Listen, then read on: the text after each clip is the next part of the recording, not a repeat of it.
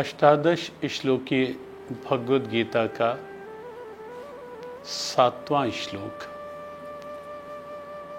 7वें अध्याय का 7वां ही मंत्र है। यह अपने आप में बहुत अनूठा, बहुत विलक्षण, बहुत प्रेरक।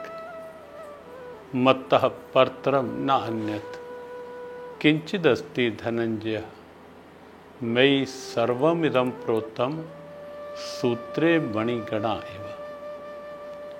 मेरे सिवा इस जगत में कहीं किंचित भी वस्तु धनंजय नहीं, पिरोई हो धागे में मणियां जैसे ये संसार मुझ में गुंथा है वैसे।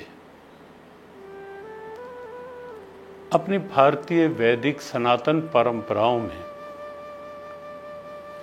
वेदांतिक दृष्टिकोण से इस संपूर्ण सृष्टि को ईश्वरमयी कहा गया है, ब्रह्ममयी कहा गया है। सर्वम खलविदम ब्रह्म, ये संपूर्ण सृष्टि परमात्मा का ही स्वरूप है।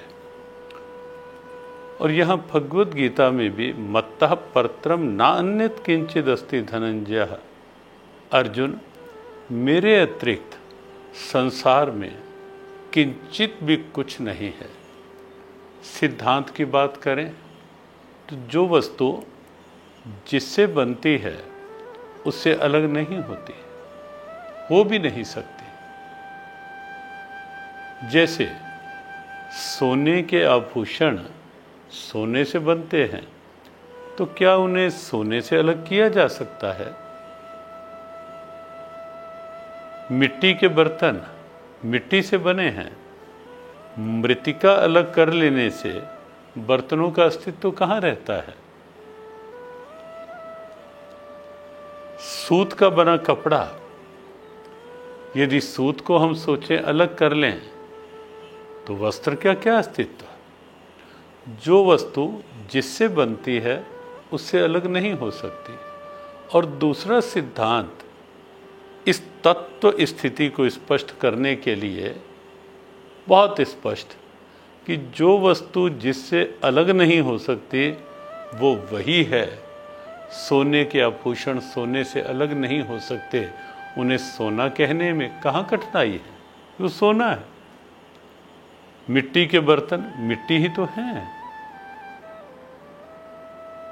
तत्व दृष्टि यही कहती है, और भगवद गीता तत्व दृष्टि की ओर प्रेरित करने का ग्रंथ है। तत्व दृष्टि यही है कि तत्व एक है, चेतना एक है। जातियां अलग हो सकती हैं, वर्ग अलग हो सकते हैं, वर्ण अलग हो सकते हैं, रूप अलग हो सकते हैं, रंग अलग हो सकते हैं, आकृतियां अलग हो सकती हैं। और आकृतियों में भी आप देखें सबके स्वर अलग हैं, कहीं ना कहीं वहाँ भी भिन्नता है। आजकल तो जो एक सिस्टम है फिंगरप्रिंट्स वाला, अब देखें वैज्ञानिक अपने ढंग से उसे देखते होंगे, लेकिन वैचारिक स्थिति महापुरुषों की कि करोड़ों लोग सबके फिंगरप्रिंट्स अलग अलग हैं, भिन्नता है, लेकिन उन भिन्नता में भी कहीं ना कहीं एकता है। बनाने वाला कौन, रचने वाला कौन, इस भिन्नता के पीछे भी तत्व कौन, इस भिन्नता के पीछे भी चेतना कहाँ, किसकी, कैसी? दृष्टांत दिया गया। माला में मन के अनेक हैं, लेकिन वैसे अनेक मन के होंगे, बिखरे रहेंगे, अलग अलग रहेंगे।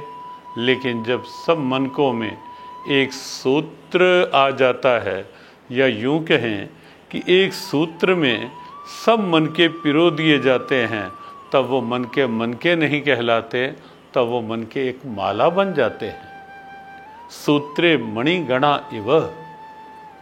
गीता की इस दिव्यता की गहराई में आप देखें, भगवान गोविंद कहते हैं दृष्टांत की भाषा के साथ कि मैं पूरी सृष्टि में ऐसा ही हूँ जैसे मणिगणा, मणकों में एक सूत्र है और उसके कारण एक माला। और इससे विचार ये लिया जा सकता है कि यह श्लोक मानसिक शांति का आधार बन सकता है, क्योंकि जितनी अंदर भिन्नता का चिंतन रहेगा उतनी विक्षेपता भी बनी रहती है, और जहाँ चिंतन में एक हो जाता है वहाँ वेद कहते हैं तत्र का मोह को शोका एकत्वम अनुपश्यति। जब एक पर दृष्टि आ जाती है वहाँ मोह नहीं, वहाँ शोक नहीं, वहाँ आनंद की स्थिति स्वाभाविक होती है। मानसिक शांति का सूत्र है ये। पारिवारिक सद्भावनाएं भी बन सकती हैं इससे, जब ये लगेगा कि सब एक ही तो हैं, सब में एक ही तो है। और केवल पारिवारिक सद्भावना नहीं, सामाजिक समरसता का बहुत विलक्षण भाव। भगवद गीता सामाजिक समरसता का मूल मंत्र है, और इस मंत्र के माध्यम से ये भिन्नता, अनेकता, कहीं न कहीं ये जातियों के आधार पे, कहीं न कहीं वर्ग वर्ण के आधार पे, कहीं न कहीं रंग भेद, कहीं न कहीं प्रांत भेद, कहीं न कहीं भाषा भेद, भूषा भेद, ये कितने तरह के भेद पनप रहे हैं। लेकिन जब गीता का ऐसा मंत्र सामने आता है तब ये भेद नहीं, तब सामाजिक समरसता की स्थिति प्रारंभ होती है कि जातियाँ कोई भी हों, वर्ग कोई भी हो, वर्ण कोई भी हो, लेकिन चेतना तो एक ही है। बिजली के उपकरण कोई भी हो, कैसे भी हो, लेकिन करंट तो एक ही है।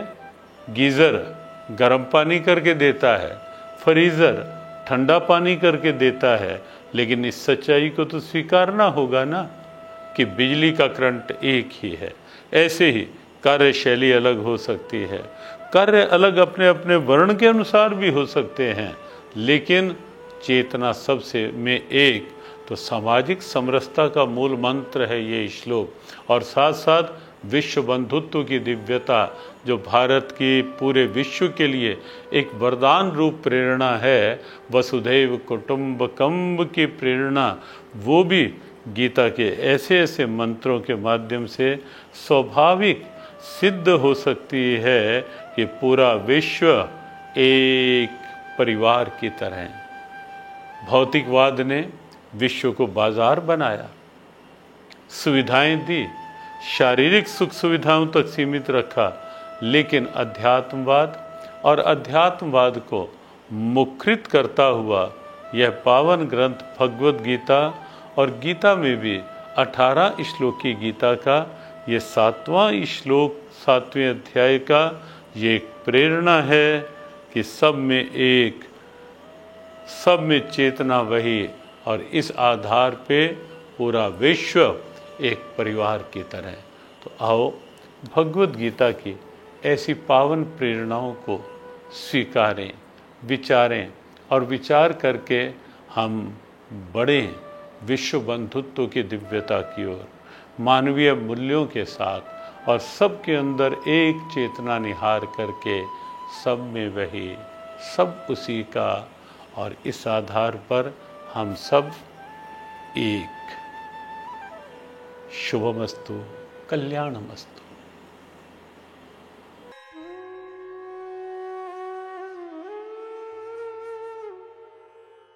जियो गीता के संग, सीखो जीने का ढंग।